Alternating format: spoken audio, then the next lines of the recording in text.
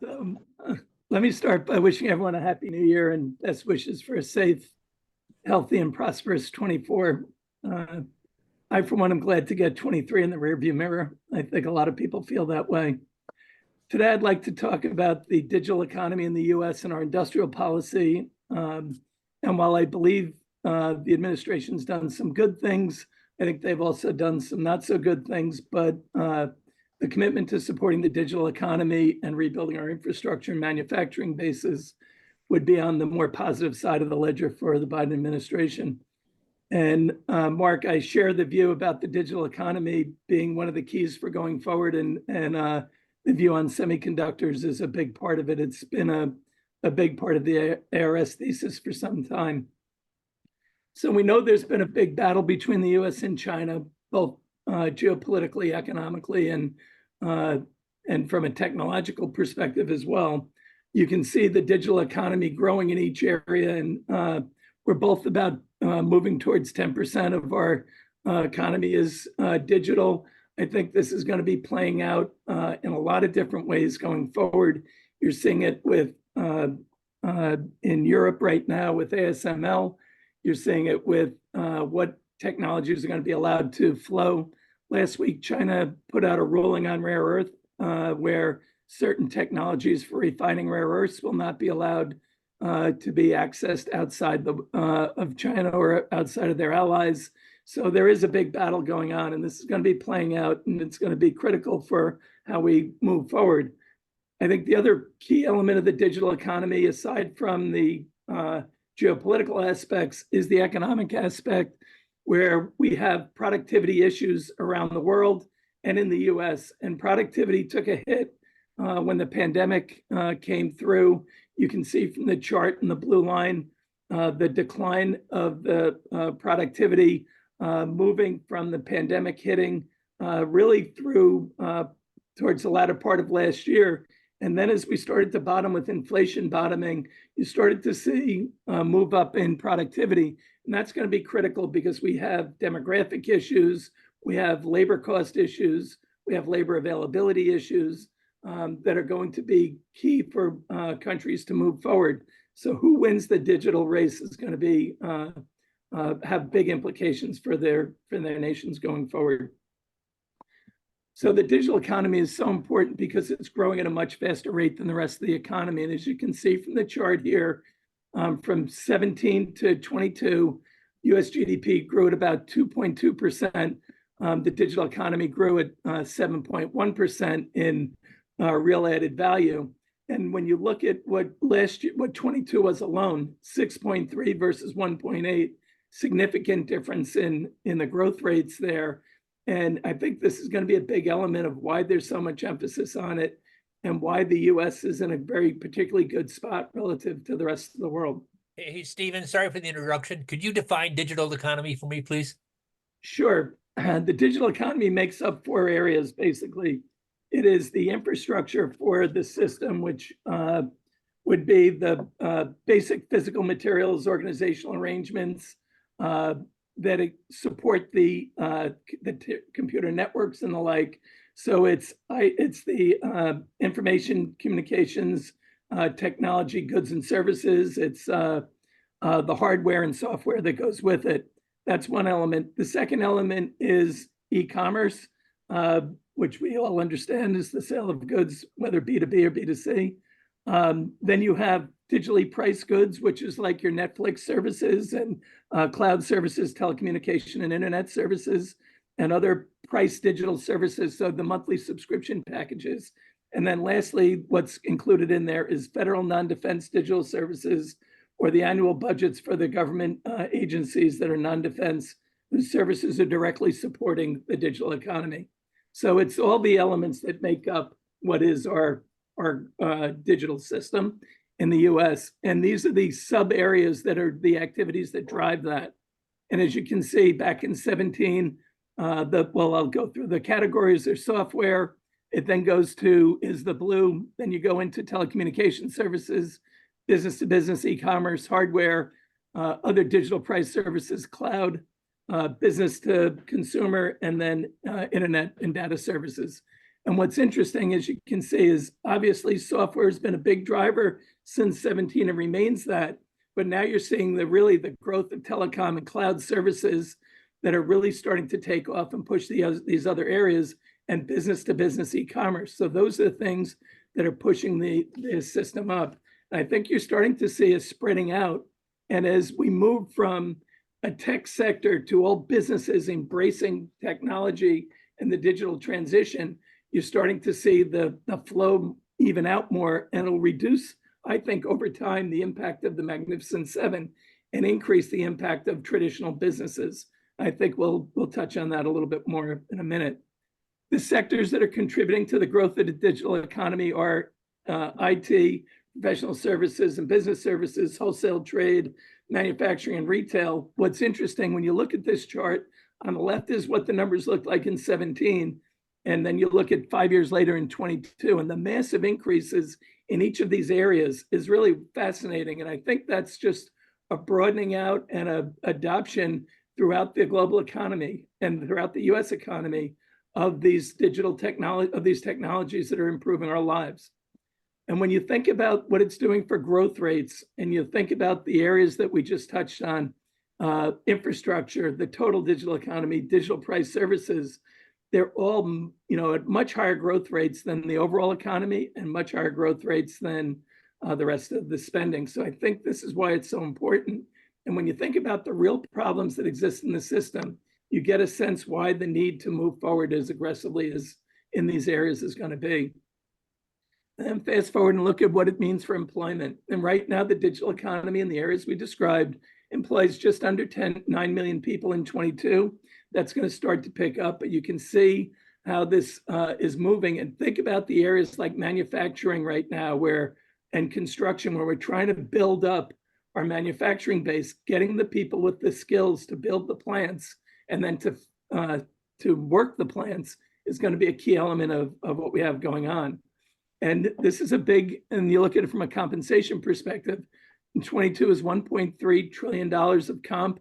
I think that's out of about 16 trillion of comp for the US. So it's a growing part of the business, and it's going to continue to pick up, but it's also broadening out into other parts of the economy, which will raise wages for those areas and moving them from just the Googles and putting them into line positions in companies. And I think that shift is going to broaden out the workforce, but also help raise compensation for workers not in the big tech companies. So what does this mean for CEOs and CIOs and chief financial officers? The spend is shifting and it's starting to grow. And this takes a look from Deloitte. Back in 16, tech budgets as a percent of revenues was around 3.3%. Fast forward to where they're projecting for 24, closing in on 6%. And you can start to see the move. This is as a percent of revenue. That's a big change. And this is not done evenly across industries, because some industries pulled forward a lot of their spend. So when we went to remote work, the banking, capital markets areas clearly pulled back. Insurance, financial services, one area. Healthcare, parts of healthcare system had shutdowns where the pharma areas started to increase the spend. So you have very different mixed pictures inside some of these areas.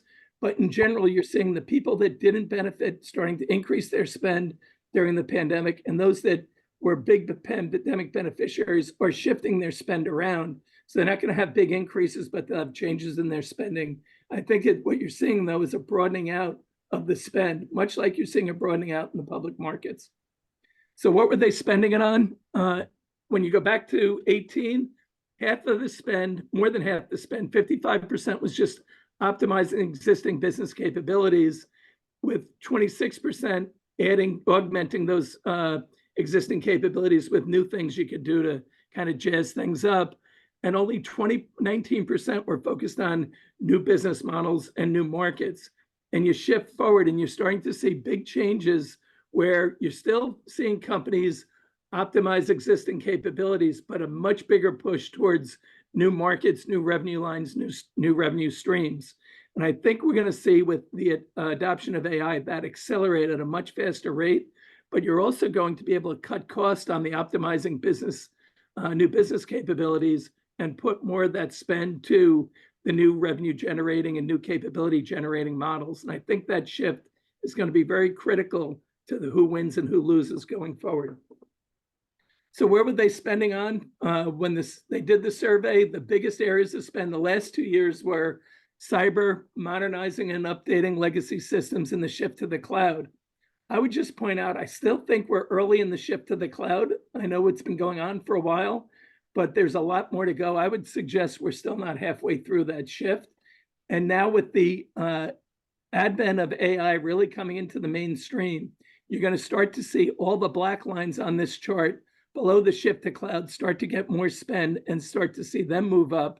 As AI lets you use data science and analytics more, it increases product, you'll have more productivity tools, and you'll have more mobile applications coming out of it. So I think the changes that we're starting to see are going to be coming very fast, but there'll be fits and starts with AI that will be similar to the fits and starts we had with the clean energy transition, but it'll all be for the better as we move forward.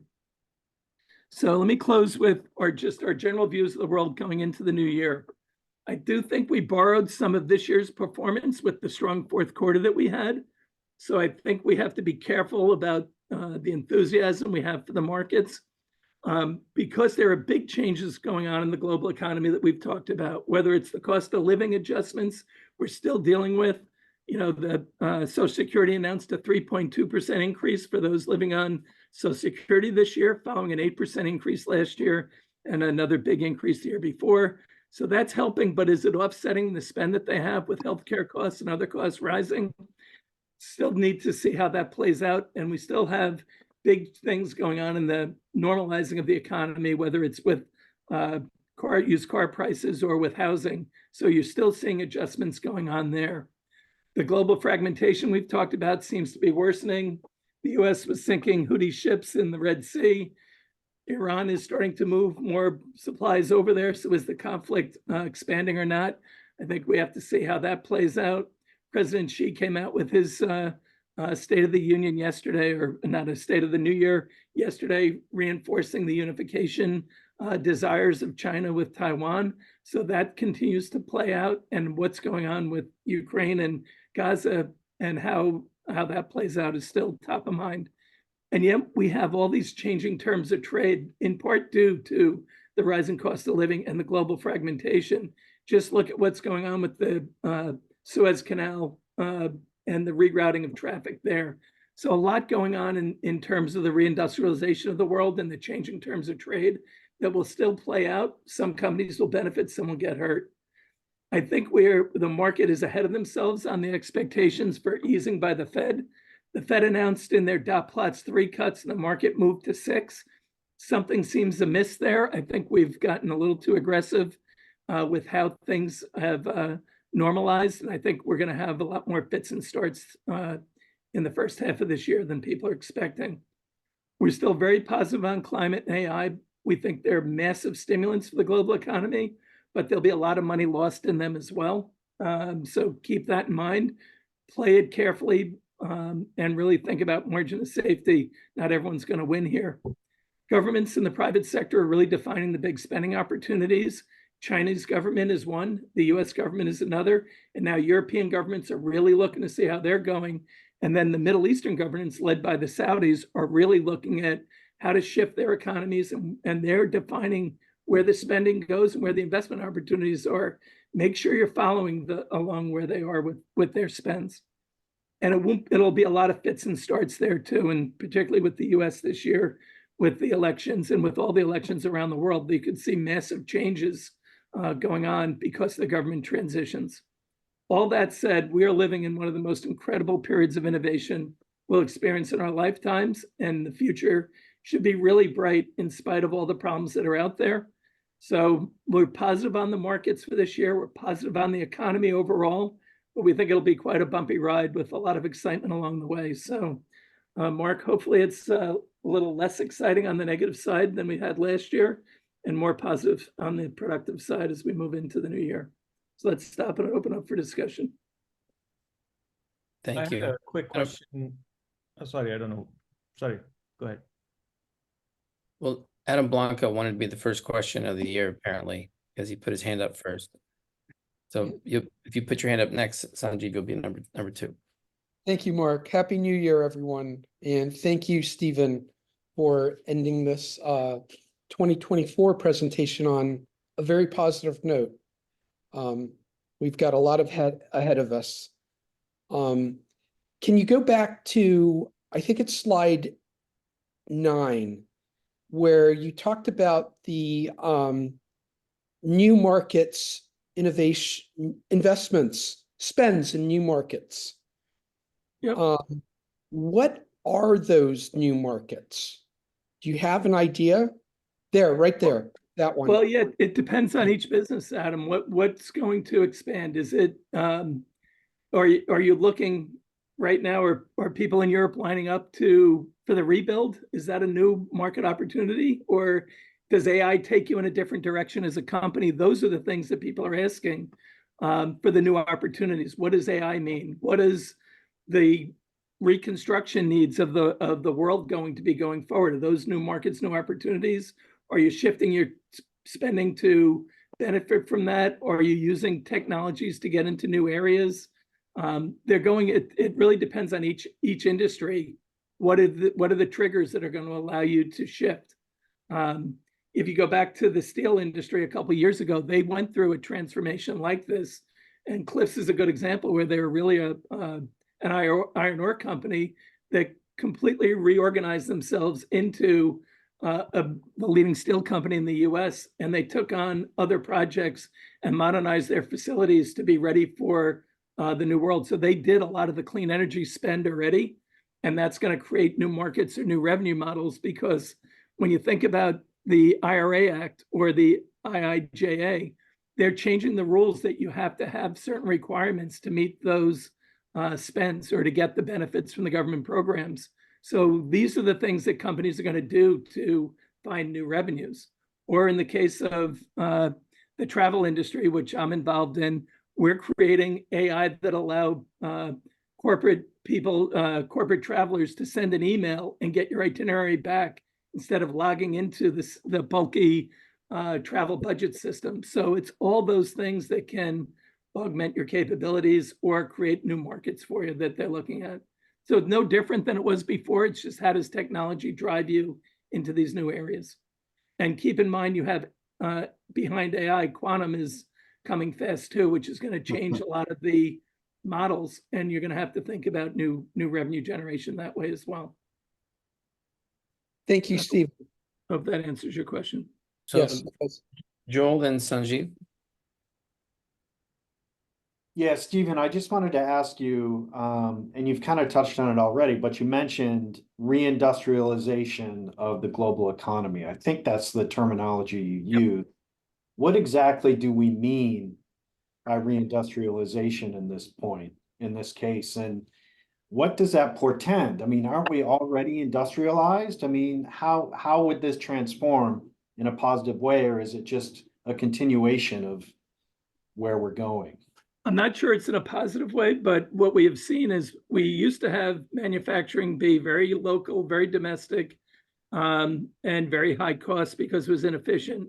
We then took the last 40 years and shifted it to the lowest cost areas for the greatest efficiencies, and now we've completely are completely redoing our global supply systems, and that is leading to a reindustrialization that is not just economic, it gets military and social implications of it as well. So they're all connected, but it is bringing manufacturing back closer to home so that you are protected from a national security issue and from a lowering of cost issues as well. So that's part of it. And then it's also, they're just modernizing the whole global trade system around the world to be more efficient. And then lastly, you have to overlay on that the geopolitical elements, where we are a fragmented world, where we're moving to an East and a West, or an autocratic versus democratic, or trifurcated world. If you say the global South will play both sides against the middle. So I think that's there are all these changes going on, and we're dealing with that. And we're adjusting to it. And that's part of the reason why inflation, while it's come down a lot, has the risk of reemerging, is because these systems are still adjusting. And that adjustment process doesn't happen overnight. Just think if the carve out of US manufacturing took 20 years. Yep. To rebuild it will take another 20. Maybe it's half the time because of technology, but it takes a while to do. So I think that's the way I would look at reindustrialization. Thank you. Sanjeev? Thanks. So Stephen, just a quick question on, I think it was slide 9 or 10. You were referring to the tech budgets increasing compared to 2021.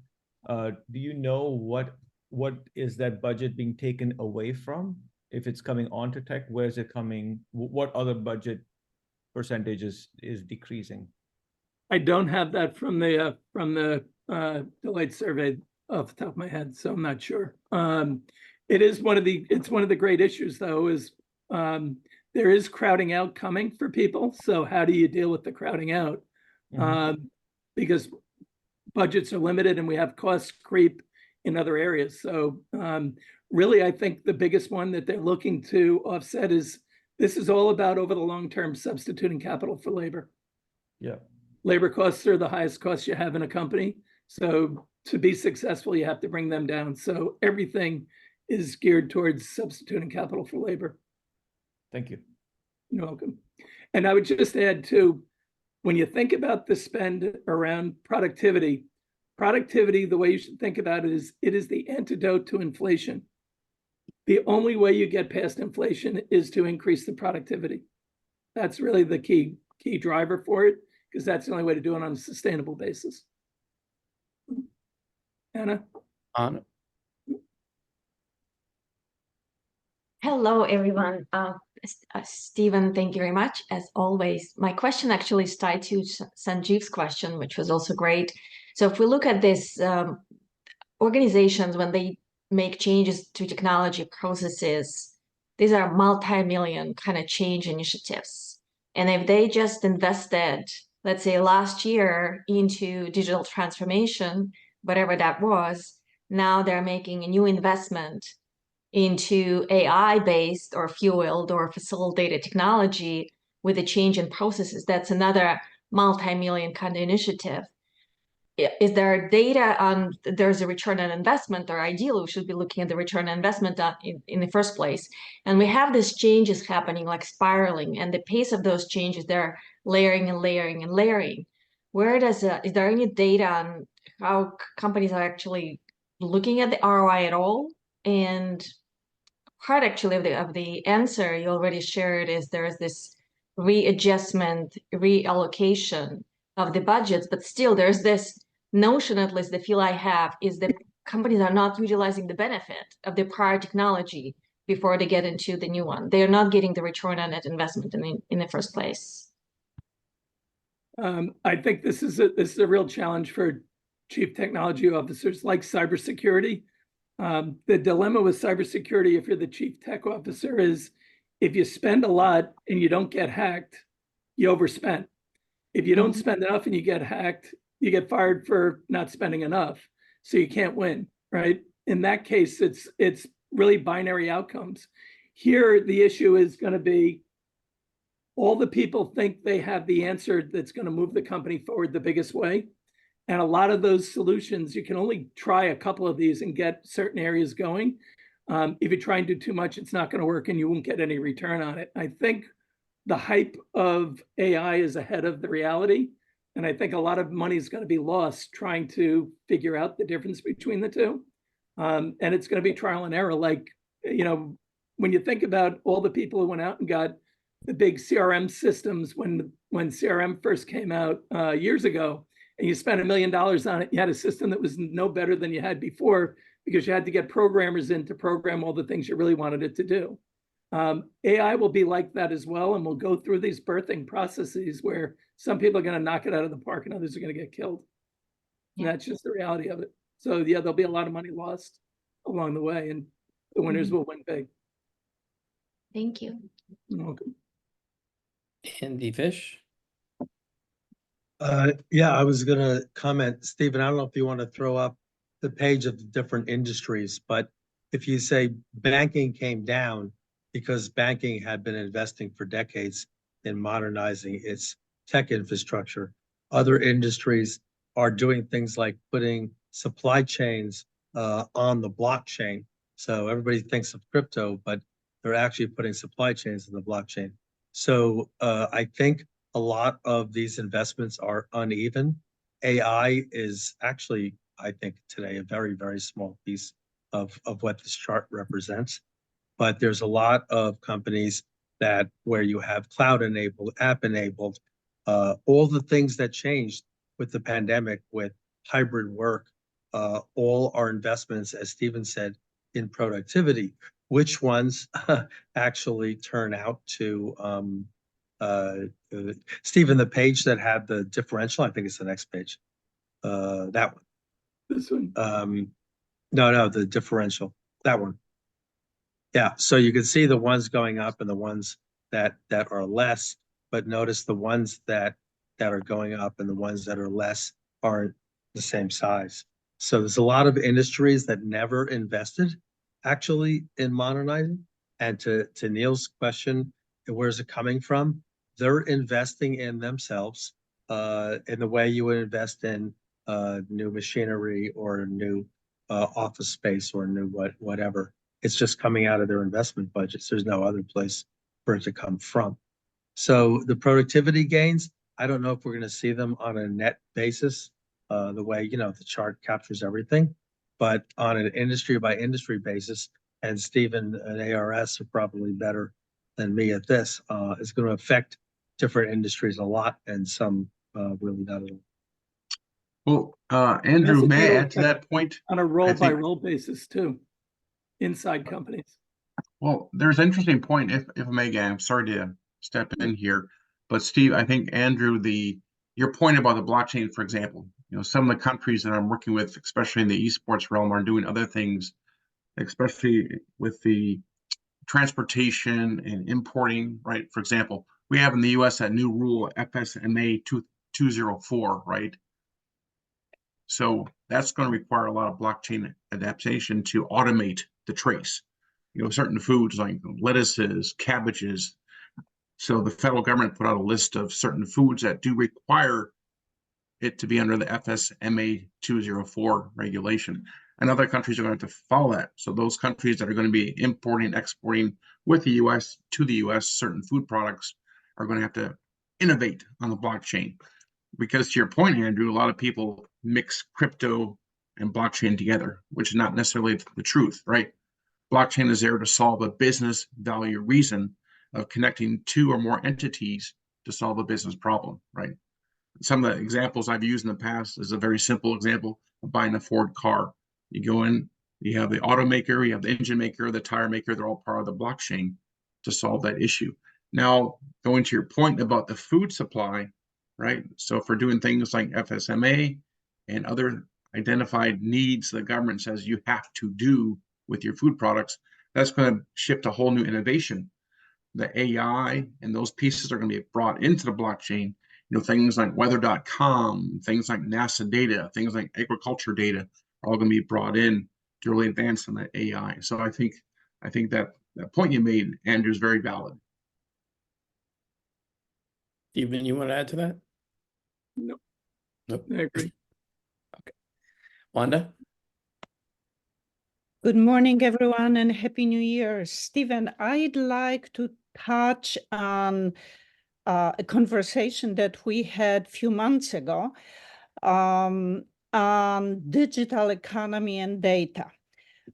So data is the underpinning of digital economy. Data determines the valuation of companies, but data, the value of data is not included in the GDP calculation, which is, again, underpinning of all other calculations, such as productivity. So how central banks, how we should think about that, how we should reconcile that value of the data itself for corporations' economy and for those macro concepts and calculations? It's a great question, and the government hasn't figured out a way to do it yet. And I don't think anyone really has gotten that one down yet. But I would say you touched on one of the really key points is who has the data has the value. And when you think about the FANGs, you think about the banks and you think about the healthcare companies and think about who has the data. You can see who's undervalued still and who's probably maybe not as overvalued as people might think they are. So, Michael just threw in data is the new oil, and I think he's right on that. It's a question of can people use it and monetize it the way they need to, and who's going to be successful at it. And that's really what AI is going to do. Is that's going to be the determination of not who has AI, but who has it in a way that can monetize it effectively. And I think that's the same with the data. I think you're right on that, Wanda. And it isn't captured. And will it be better? They're trying. If you look at the central banks, go to the regional banks of the Fed, they're all trying to find ways to capture the data better, but they just haven't done it yet. Thank you. Wanda, are you coming to Florida for a rematch? Not sure yet. Not sure yet. Okay, we'll be in touch. Austin. So just wanted to share some personal anecdotes. So I work in tech, I work for Google, I'm in quantum computing, I'm part of their quantum computing team. So there's been a few comments about AI versus quantum. AI, meaning things like ChatGPT, is already a tool we use daily with high impact in our group. So it can do things that even very high level Google software engineers can't do already. And it's still very, very new. 2023 is when we first had access to these tools. You can already ask it to write functions that no human would ever be able to do. So the potential for very deep impact on research grade programming, and indeed all programming, I think is very, very high. It's already an essential tool that our team uses. Versus quantum, some people have mentioned that this is something to watch out for. I would say that it's still at least 10 years away, right? This is something I've been doing for over 20 years of my life. It's much harder to build a quantum computer than most people think. Much harder, much more expensive. The spend at Google, for those that are curious, is probably around $1 billion a year on quantum. And we still only have very early stage prototype devices with another 10 years down before we get that. Getting any kind of meaningful investor level return on that investment for someone that's not Google seems very hard for me to imagine how that's even possible, right? So you'll see hundreds of quantum startups out there saying how they're going to revolutionize the world and raise a few $100 million and build an incredible quantum computer. I think that is manifestly impossible, like really impossible. The kind of level of research required, the number of people, we have over 200 people, IBM has over 500 people. That's a lot of salary, and that's every year just to build these very, very small devices. And the algorithms that people are saying that we need to compete with anything commercially are either completely absent, as in no one really knows what you would use the quantum computer for, or require quantum computers of vast scale. So, our very biggest, best quantum computer at the moment at Google has 100 qubits. To do factoring of what are nowhere near the strongest RSA keys would require 20 million qubits, and no one knows how to build that. So 10 years is an extremely aggressive timeline where you would even begin to have an impact there. So just sharing that personal experience, quantum, patience. No one really knows whether quantum will work out. This is what I do with my life. It's still a research project. There is no amount of money you can throw at any tech right now to build a quantum computer. It's still research to see if we can even do it. So Austin, how do you compare what's happening in China and their investment into quantum? So they spend a lot of money and they have ramped up to levels that we took longer to reach. So it's a very aggressive competitor, to the point where a lot of the research we do is export controlled. We have Chinese nationals on our teams that are not even allowed to look at all of our code base. So the government is very concerned by that competition. The level of spending there is quite enormous. We have people on our team that have visited these labs and said that every time we publish anything, it becomes a poster in their lab, and they aggressively try to replicate it. We have direct experiments where we published it, and then they published a year later a better version, and we're going tit for tat. So yeah, it is very serious competition in China. Having said that, it's the same kind of competition that happens in the top 10 supercomputers in the world. The US builds one, then China builds one, right? How much do they change people's life on the ground is unclear. This has become a chest beating exercise in the race to build quantum, but the fundamentals of the research remain. If you're trying to make money from it, buyer beware. I think it's unlikely. If you want to use a quantum computer, you're going to have to wait 10 years plus. And there is still a significant risk that the tech just turns out to be way too expensive to beat a classical computer. All right. So it sounds like you would be a good co-leader of a quantum deep dive. Sure, if you want to deep dive into quantum, I'd be very happy to elaborate on a lot of the things that people don't know about quantum that are, a lot of people say, oh, quantum is so fast. That's not true. And I can go into great detail as to why that's not true, and the kinds of very narrow areas where there's even a chance of impact, and the challenges of maintaining that competitive advantage even in those areas as we move forward. So summary, as a researcher in the area, it's still a research area. Do not think at any level there's any guaranteed return at all. It's already extremely expensive to make progress in this area. Well, as Stephen Burke likes to say, follow the money. The government is going to be your customer. You can make the money. But Lauren, we haven't seen you in a while. Over to you. I just wanted to, can you hear me? Yep. Yeah.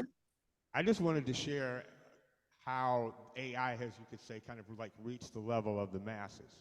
This keyboard here is, offered and advertised as AI assisted. And I'm not going to lie to you. When it comes from like a performance, composing, production standpoint, I can do with this thing what used to take me or could take me in a studio some days or even weeks. I can do this in a matter of hours or even an afternoon with this thing.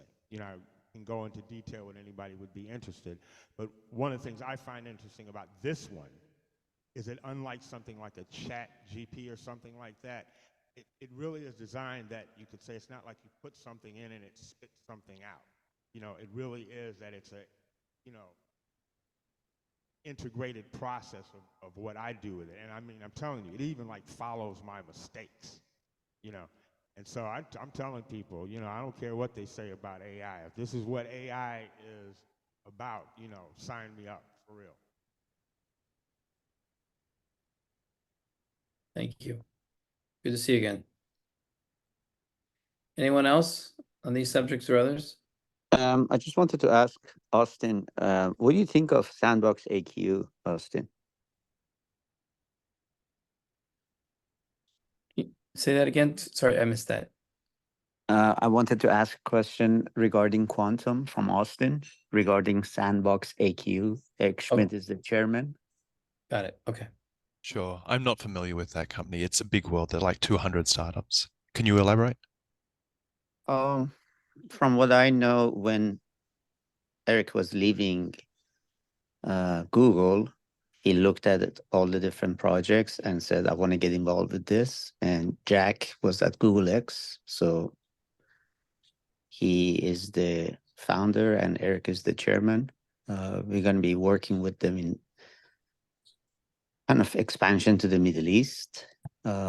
Specifically, they were interested in Gigafactory for taking, atomic level representation of battery and simulating it in software.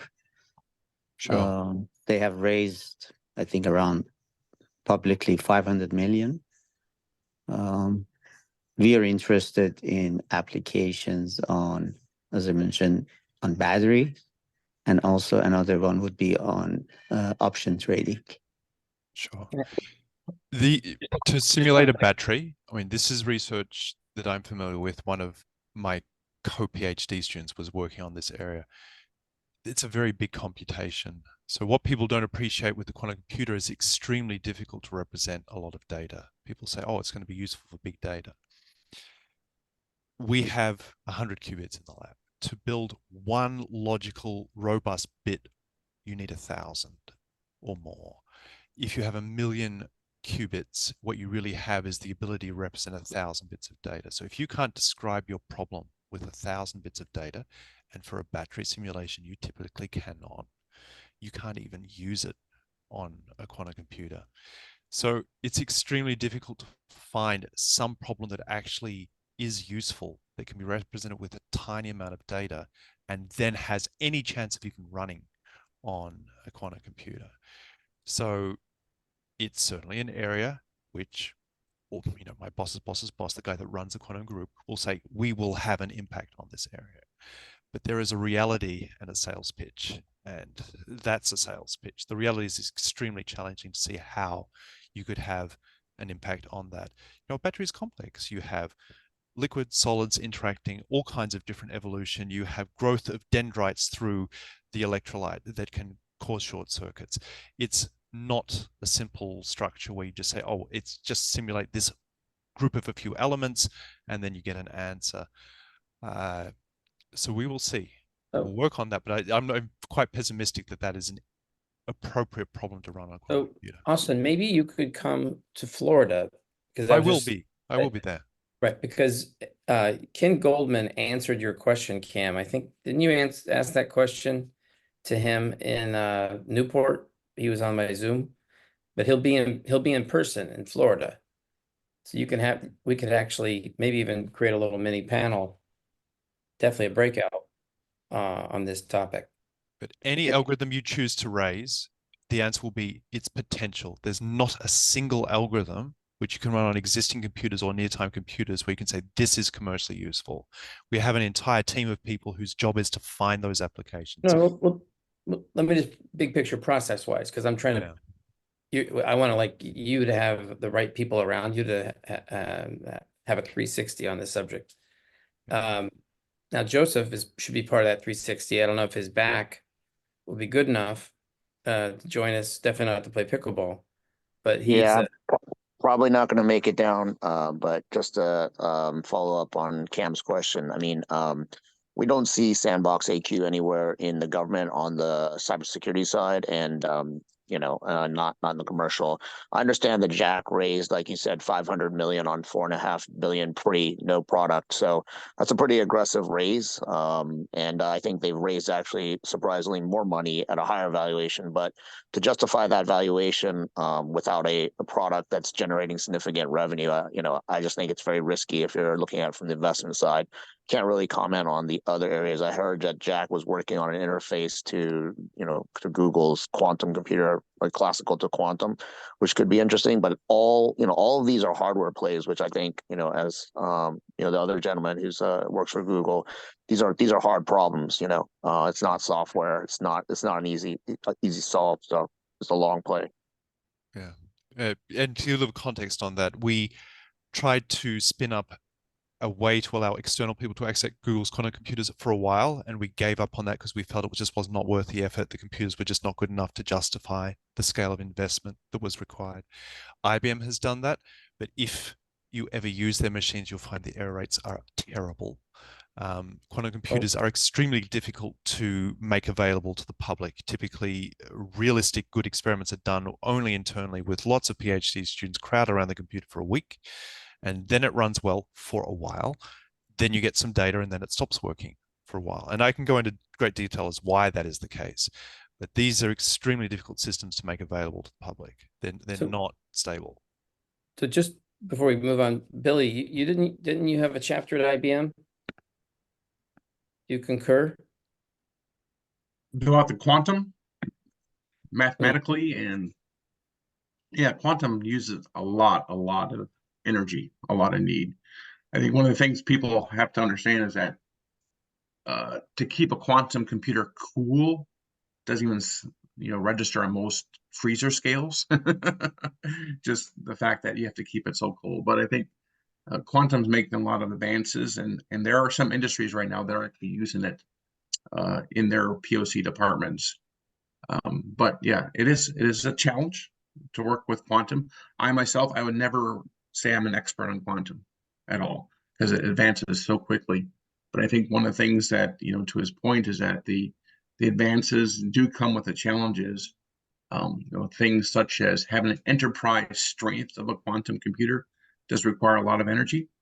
And maybe there's some ways to solve that with some green energy as well, right? So there could be two tie-ins, quantum computing and green energy approach as well. I could see that happening. Just on the energy side, a quantum computing system at Google is not that energy intensive. You're talking 10, 20 kilowatts. So, a few box heaters to run one of them. But I stress I'm that talking these are IBM tiny size at Austin. I'm talking, Yeah. those require a lot of negative zeros to keep it cool. Yeah. So just Joel and Adam, but Hank, you may have a comment on all this stuff too, since you're in that space. But Joel, go ahead.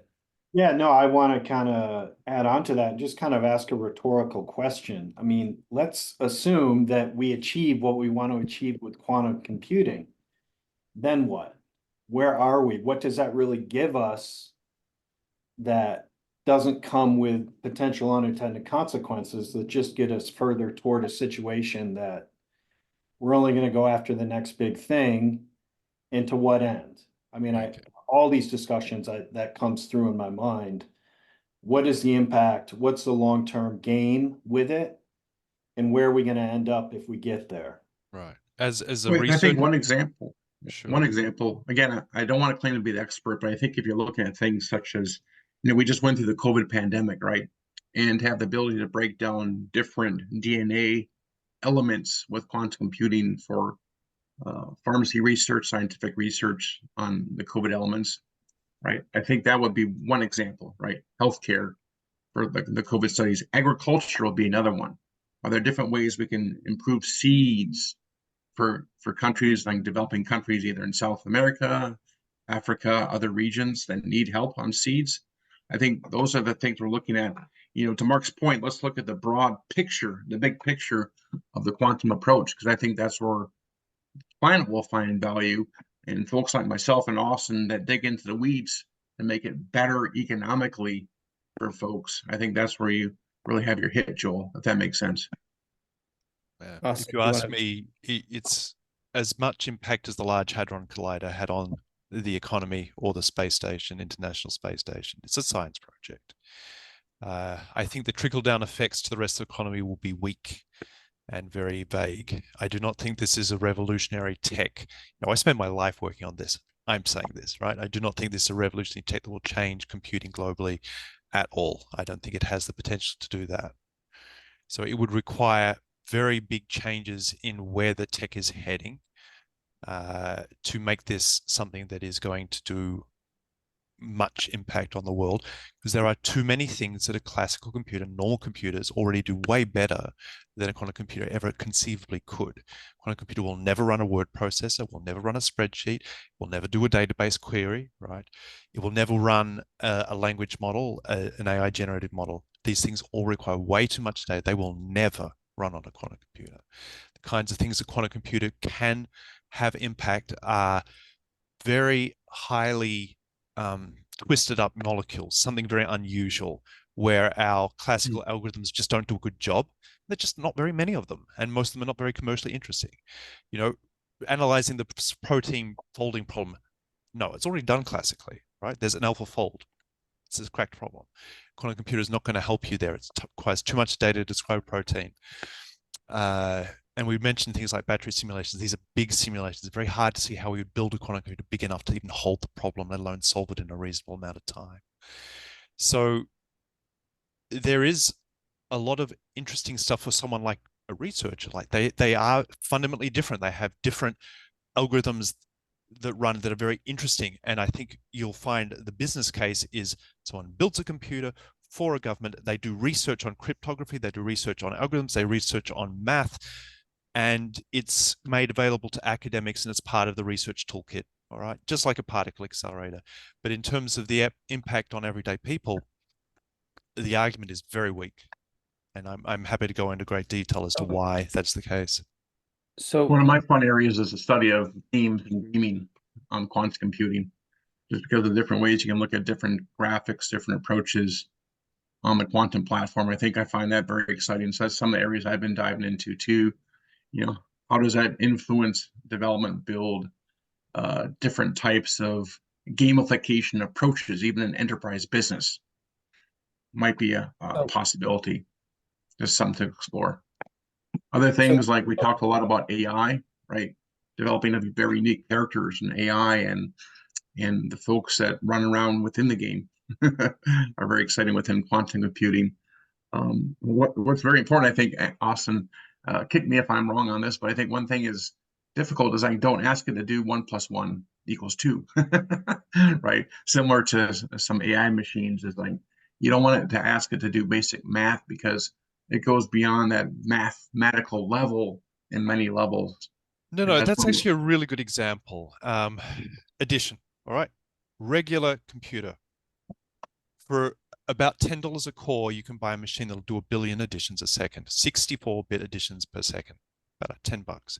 You buy a $10 million machine, you can get about 1 million cores, roughly. To take those $10 million and spend it on a quantum computer, in our wildest dreams, you might get 100,000 qubits. We're nowhere near that. We're talking orders of magnitude improvement of the tech. But let's just imagine, it took 10 million bucks, you turn it into 100,000 qubits. This would just barely be enough to run a 64-bit addition. Same thing the classical computer does, but you would only get about 100 a second. So we've gone from 1 million cores, 10 to the 6, each doing 10 to the 9 additions a second. That's 10 to the 15 additions a second to 100. That's reality. It's what most people don't appreciate. A quantum computer's clock rate is very, very, very slow. Dollar for dollar, incredibly slow. Not just a little bit slow, but a factor of 1 trillion slower. So why do people even care about quantum computing? Because you can put in not just one number. All right. If I have a 64-bit register with a normal computer, you put in one number. With a quantum computer, in principle, you can put in every possible number in there. And there's about 10 to the power 19 numbers you can put in. And you get all the answers out in one parallel. But there are catches. You don't get to look at all of those answers. You have to find some global property of all of those numbers that is useful. And there just aren't very many algorithms that have those features. So you can run something exponentially quicker, use the same piece of hardware to carry these exponentially number of possibilities through your hardware, but only very limited cases. And there's another very common thing that happens is every time a researcher in quantum finds one of these cases and say, aha, here's a problem. It has this beautiful property, this beautiful structure. We can use these tricks, overcome that factor of 1 trillion slowdown with our clever exponential advantage in quantum and solve a new problem. Someone from the classical world goes, oh, that's pretty insightful. That gives me an idea. I can modify my classical algorithm to use some of those features and run it fast. And this is going on all the time, right? So it's a useful enterprise. We're helping drive research in classical algorithms by writing quantum algorithms. It generates new ideas. It's therefore something I'm happy to spend my life doing. But it's very tough to make the argument to an investor that you should put money in this, right? Governments should do it. Big tech should do it. Google uses quantum primarily as a hedge to help them sell classical cloud. All right. That's our business proposition, right? Because So just and also 360 tradition. We don't let anybody riff for too long, but you are, I wanted you to riff because you're good. This is very interesting. And I have no idea what Adam's about to ask. If it's on topic. Sure. But we definitely want to group. And then, but Anna, you made a good comment. I don't know if to me or to the group. We were talking about, this sort of harks back, if everybody remembers, Tom Jump. He was involved with a group called 10-10-10, and they basically put all these people together to solve something. And this sort of, we were reflecting. I went through this exercise with Anna at the lunch, after the lunch, like what was my word for the year? My word was design, because I want to design our interactions to be, I always call these messy but magical, but more magical, maybe less messy. And part of it is maybe we could rally behind solving some problems and putting the right people together. from our community. You want to maybe elaborate on that, Anna? Yes, this is a great discussion about quantum specifically, and I think if we just step back from a passion about quantum, seeing what's possible, or maybe like there's just this passion about quantum that it potentially could do all of these wonderful things, and on the other side we have this. There's so many barriers to raise funds and to bring it into a more optimized way to utilize in the use cases. So, and the potential that I suggested to Mark, that could be a great session, problem solving type session, where we tackle, because it's all about ideas, it's all about finding these creative solutions. We tackle the idea of the potential of quantum versus the risks versus the cost and alternatives. And I liked what Austin, you mentioned that the developments in quantum, they also fuel developments in classical types. So this is a perfect example. Maybe quantum may not be the end solution, but it fuels other things. And it just, this is where the innovation, actually, this is how it gets born, the new ideas. And that could be perfect discussion to go beyond what we know and just imagine, are there ways to make quantum or some form, something that relates to quantum, to be more investment optimistic from an investment perspective and results in return? So it's just such an open field, and I think it will be great to explore this.